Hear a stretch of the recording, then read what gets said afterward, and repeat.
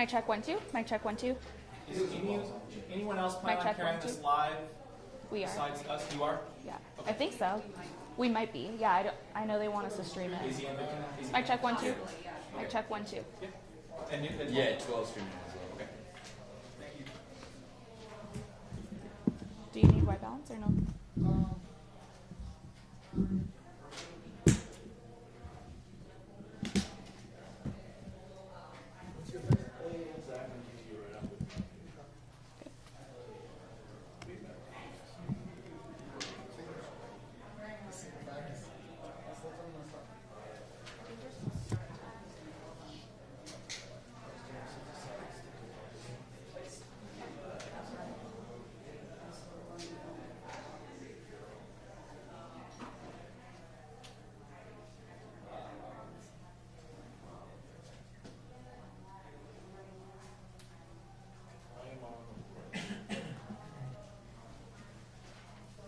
Oh, this is the Scottsdale OIS.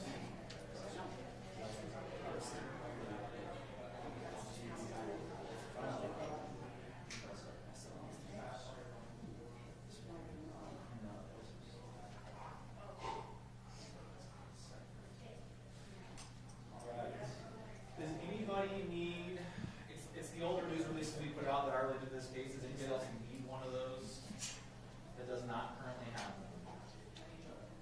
I'll take one. It's the poorly printed. It's the poorly printed color one. Yeah, that's basically it. Yep. Good.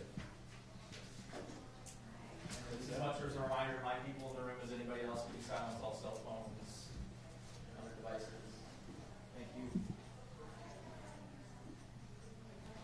There are water bottles in the back if anybody needs any water. Our speakers will be entering the room in the next couple of minutes. Thank you.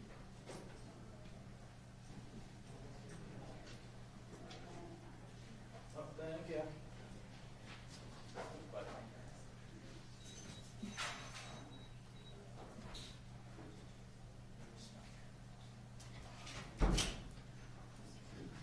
Yes, from 4 a.m.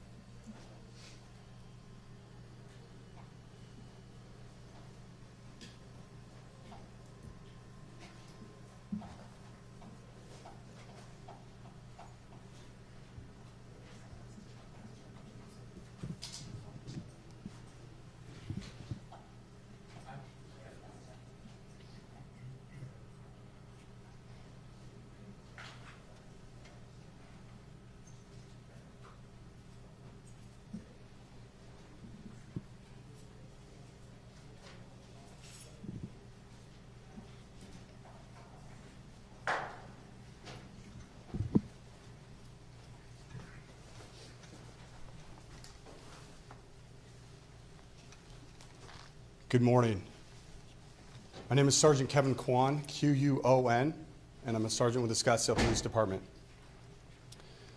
What we'll be doing today is going over the series of events and timeline that led up to the incidents that occurred with the officer-involved shooting on January 6th. We'll not be going into full detail related to the officer-involved shooting, but we will talk about the investigations that led up to it and what happened subsequently after that. I'm going to give you a brief timeline when we start, and then I'll introduce Lieutenant Lee Campbell, C-A-M-P-B-E-L-L, who is our investigative lieutenant that will go over a little bit more of the details. At the end of the statements that we make, we will have an opportunity for everyone to ask questions, and we will answer them if we're able to. Again, related to investigative means, we may not be able to, but we will go over that after the statements.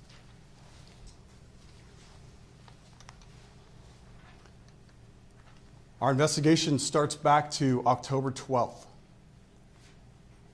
Officers were called to the San Marin Apartments in Scottsdale, reference a sexual assault that occurred in the early morning hours.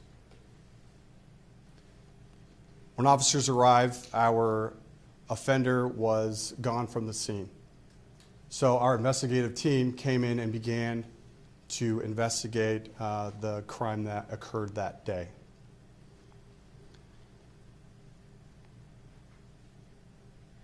On October 14th, there was a news release asking for the public's help with identifying a possible offender.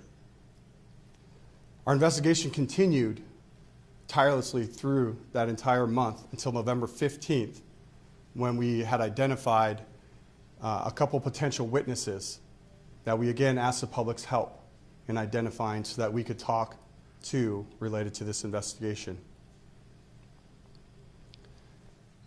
As the investigation continued through December and into January, 37-year-old Kenneth Hearn was identified as a possible investigative lead.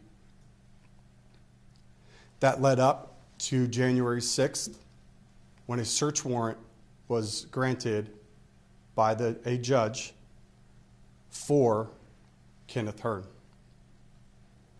On January 6th, in the evening time, a search warrant was attempted to be served at an apartment complex in downtown Phoenix between around First Avenue and Roosevelt. During that incident, there was gunfire from our suspect, Kenneth Hearn, and one of our sergeants, Sergeant Scott Galbraith, was injured during that shooting. Officers did return fire, and the suspect, Kenneth Hearn, fled the apartment complex.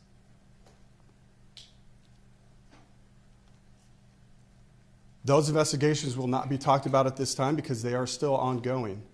With the officer-involved shooting that happened in Phoenix, Phoenix PD is still investigating that, and with the subsequent officer-involved shooting that occurred in Tempe the next day. So what I want to do is introduce Lieutenant Lee Campbell, who will give you a little bit more detail of the investigation that led up to the events from January 6th. Lieutenant Campbell. Thanks, Kevin. Good morning, everybody. My name is Lee Campbell, C-A-M-P-B-E-L-L. I am the Persons Crimes Lieutenant. Under my watch, I oversee investigations that are Violent Crimes Unit, Human Trafficking, Special Victims Unit, Domestic Violence, and our Crisis Intervention. I'm going to go into some of the details that Kevin talked about. On October 12th at 2022, Scottsdale PD responded to the San Marin Apartments, reference a delayed sex assault. Once patrol officers arrived, they secured the crime scene, and detectives from the Special Victim Unit, as well as numerous other detectives, responded and made contact with the victim, who was identified as a 70-year-old female. During that time, the detectives from my unit worked with crime scene specialists to collect evidence and to do a thorough interview with the victim. The victim did state that she was sexually assaulted, a violent sexual assault, and at that time the suspect had a weapon. Then my detectives worked tirelessly. I mean, we threw every type of piece at this, and for almost a month, we conducted numerous interviews, from interviewing employees of the apartment complex, doing a thorough canvass of the complex, and interviewing people that lived there. Through the investigation, we were able to obtain a video of a black male leaving San Marin at the time that we believe that the sex assault had occurred. In that video was also a white pickup truck. We were able to identify that truck. We conducted an interview with the driver of that truck. However, we were not able to identify the black male that was seen leaving at that time. He was carrying a black backpack and smoking a cigarette. So we conducted a media release on November 15th, 2022. We received 2 anonymous tips identifying the black male leaving as Kenneth Ray Hearn. At this time, Kenneth Hearn was labeled as a witness to the crime because he was seen leaving the area at the time that we believe the sex assault had occurred. We'll jump forward 3 more days. November 18th, we received a 3rd tip from an anonymous person, and they identified him as Kenneth Hearn, and they also put him in the complex the night before the investigation. The Scottsdale Forensic Service Division was able to obtain a profile from the crime scene, and then that's when detectives conducted extensive follow-up with known acquaintances of Kenneth Hearn, and we were able to locate a photo of him, and we believe that was the same subject that was seen leaving the apartment complex on the day of the sex assault.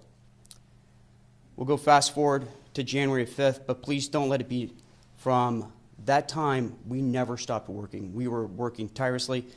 The staff that's in the back of this room are the ones that were really responsible for this, and they worked tirelessly. But on January 5th, 2023, Kenneth Hearn moved from a witness to a person of interest.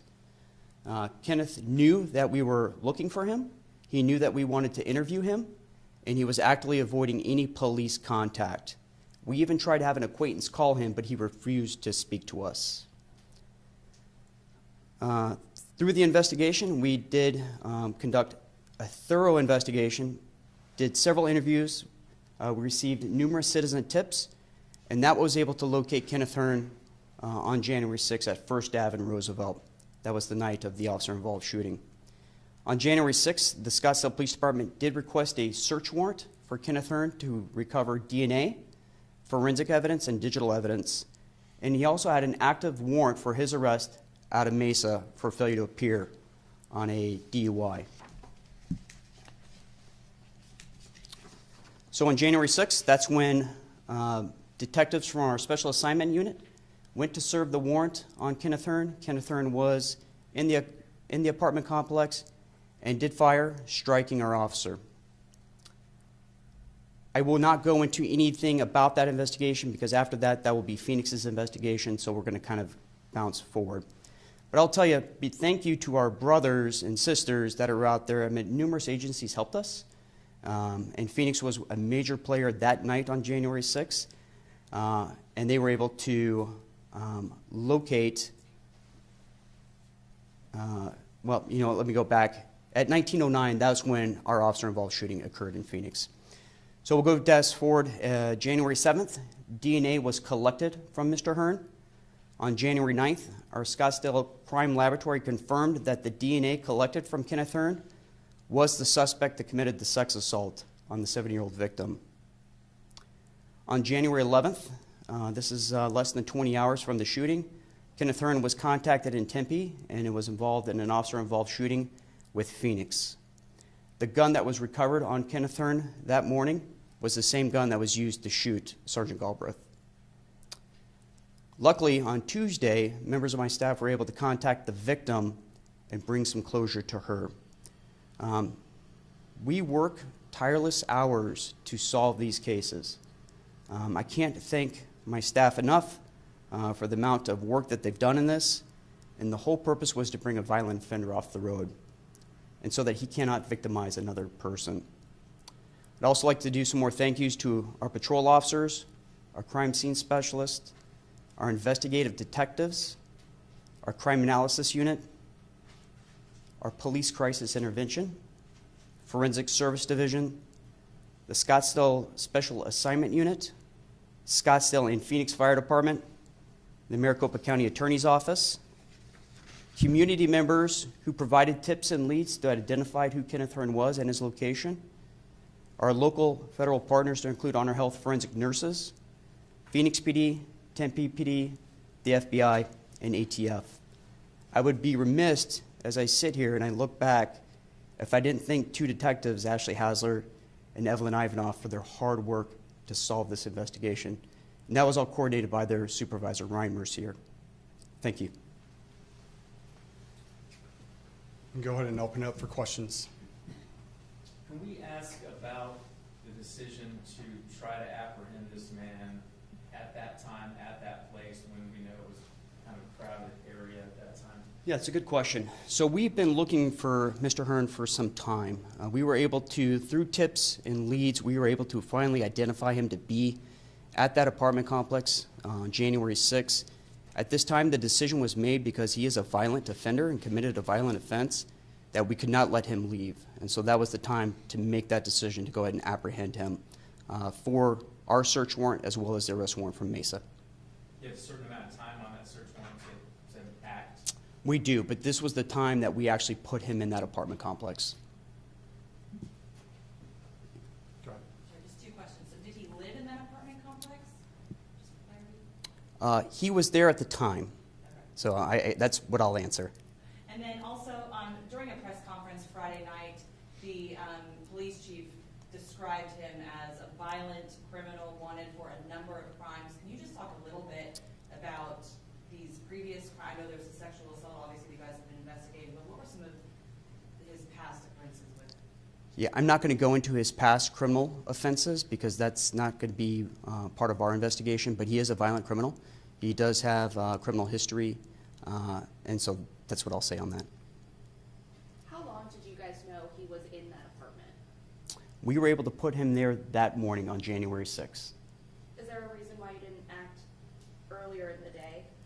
Well, as you can imagine, these are very dynamic situations, and we are dealing with a violent offender, and it's not something that we're just going to run into. We take a lot of thought and tactics and things like that just to not run in. We try to do everything to minimize the safety to our officers, to our detectives, so therefore we formulate game plans. Are you able to say, oh, I'm sorry, Go ahead. excuse me. Are you able to say how you were able to obtain the DNA evidence on January 6th and then confirm it as a match before the Tempe shooting? So that the DNA did not come back before the Tempe shooting. That was after. The Tempe shooting was on, I believe, on the 9th. Sorry, it was on the 8th. So, nope, 6th, 7th, 8th. The Tempe shooting was on the Phoenix-involved shooting in Tempe was on the 8th.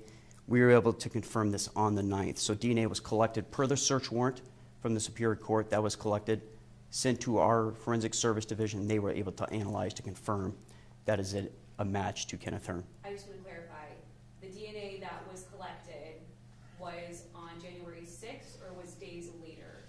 No, I'm sorry, that was collected off Kenneth Off Hearn? Hearn. That was on, he was shot, or he was taken into custody on, I believe, it would be January 8th.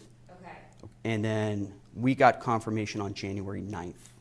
after he was pronounced deceased. That It is, was taken post the Tempe involved incident. yes, sorry. Just wanted to clarify. It was after, but we didn't get the confirmation until after the Tempe shooting. I think your original question was before. Yes. Yeah. Yes, thank you. And to be clear, how did you track him to Tempe? Were those more tips or friends of his that led you there? So that is a good question. We did a lot of work. A lot of it was through tips, leads, thorough investigation, and interviewing acquaintances of Kenneth Hearn. Tracking the Tempe was via Phoenix investigation, though. Yes, That point it was Phoenix. just to confirm, yes, that was to Phoenix. Where did you identify him? Was it a traffic stop or did you identify him in a home? Well, Can you clarify that question? When you found him on January 8th, was it a traffic stop? That was not our investigation. That is going to be Phoenix's investigation that you guys can refer to them for. Again, once he fled the scene from our officer-involved shooting in Phoenix, Phoenix took over that investigation.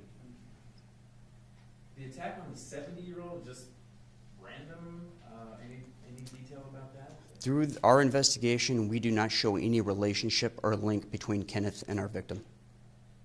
Did the victim live in that apartment complex, and did Hearn live in that apartment complex? The victim did live there, Hearn did not. Was Hearn known to frequent that apartment complex? He was.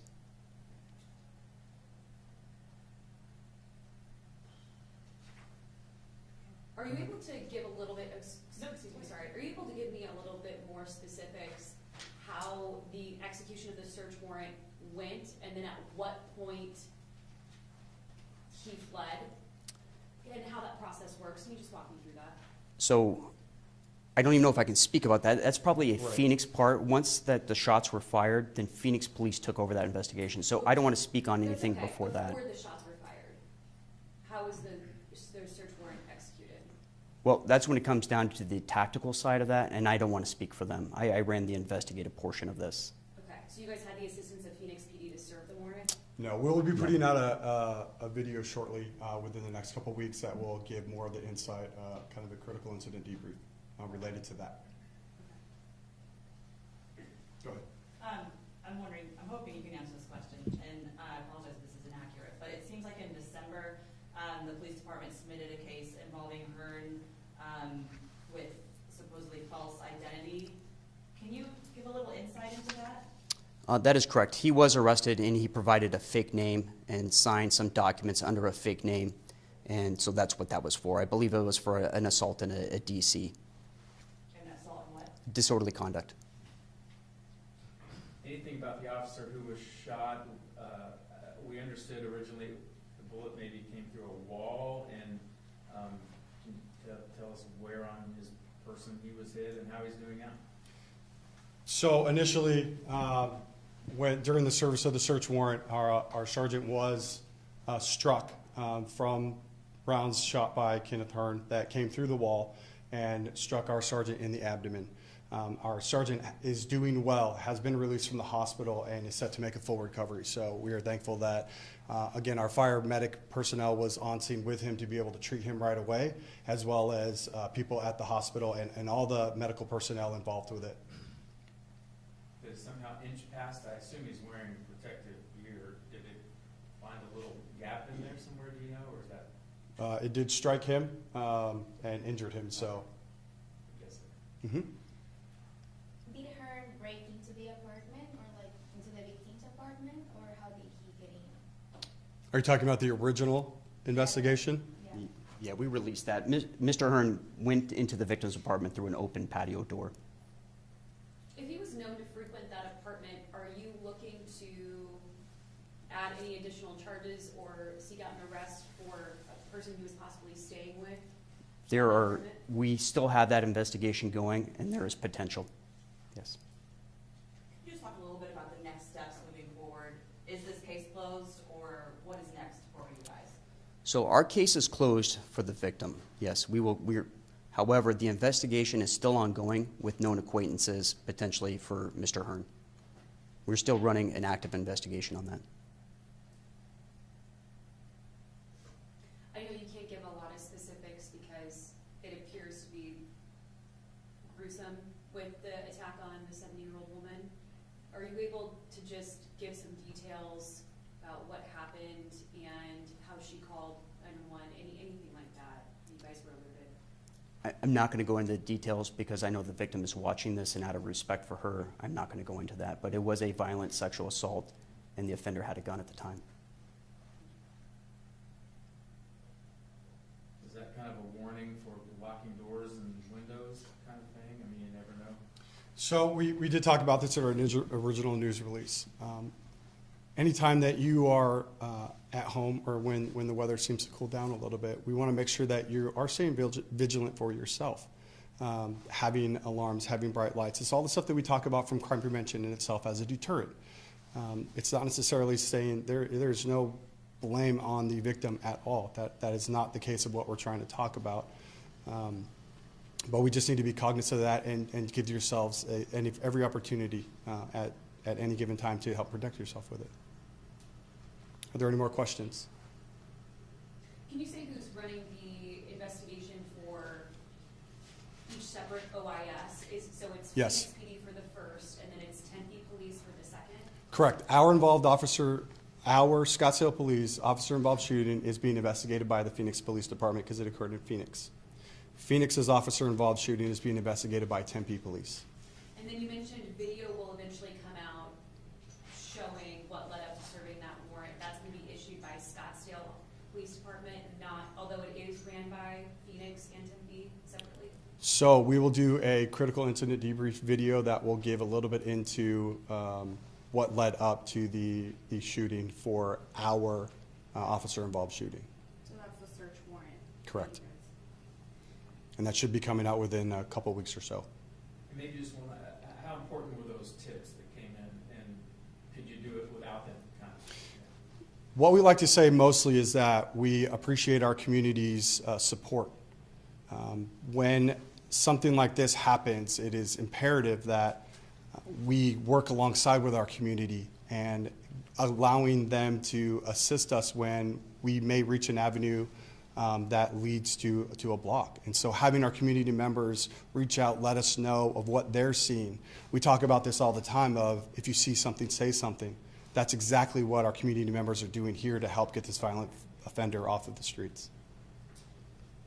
Do you believe that there are other victims of her? We can't answer that. We really don't know at this point. Were any resources provided to the victim? Like, You want to talk about that? Yeah, that's a great question. So here in Scottsdale, we're very, very fortunate to have a police crisis intervention service system. So they've been around since, I believe, 1975. They're made up of 7 phenomenal human beings that provide services.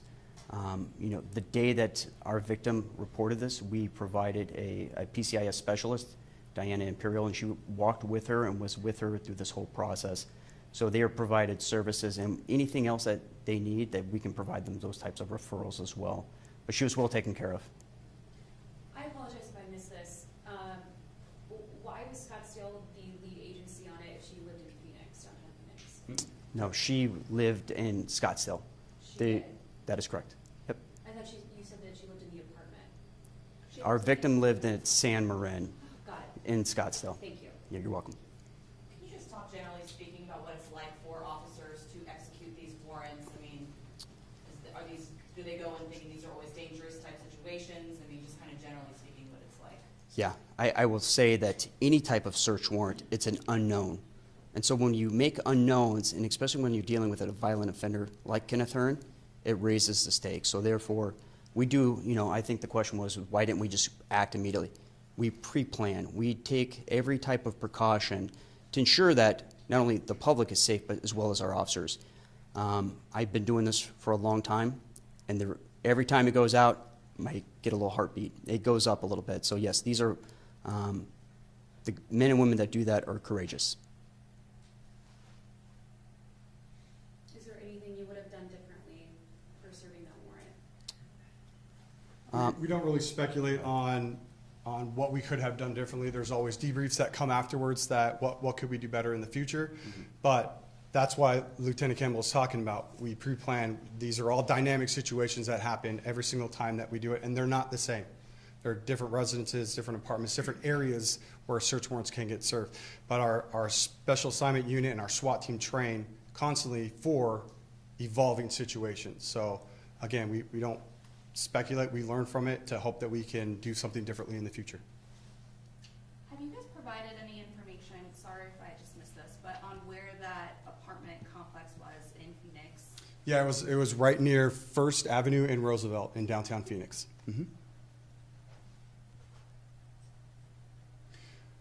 Okay, we appreciate you guys coming out. And again, in the next couple of weeks, we will have a video that will kind of show a little bit leading up to the search warrant for our officer-involved shooting. And again, please contact Phoenix PD for that investigation and Tempe PD for the subsequent investigation after that. Thank you very much.